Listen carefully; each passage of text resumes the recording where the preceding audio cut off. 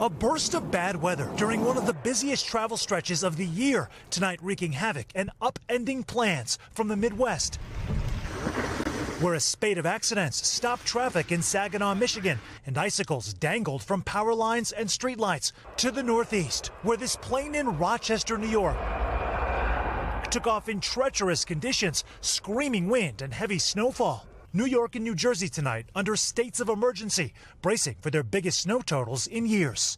As the region's three main airports already seeing cancellations between a quarter and a third of all arriving flights. When you saw that alert, what went through your head? I was like, oh my God, so what do we do?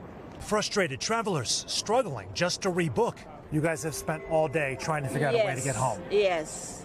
From the morning until now, we're still on the phone. But the travel troubles are hardly isolated to New York, with San Francisco earlier today under a nearly 2-hour ground delay for high winds, and the Florida airports experiencing hundreds of delays. Conditions are expected to stabilize by Saturday afternoon, but not before a white Christmas 2 days later.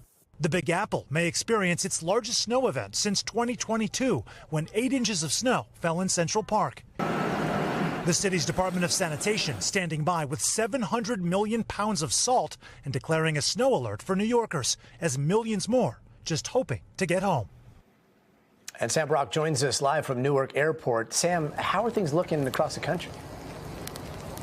Yeah, Gotti, nationwide, there are more than 6,000 delays right now, more than 1,500 cancellations, the lion's share of those at the 3 New York City area airports. Also, hundreds of delays right now in San Francisco and Orlando, as you can see, we are being blanketed by snow here at Newark.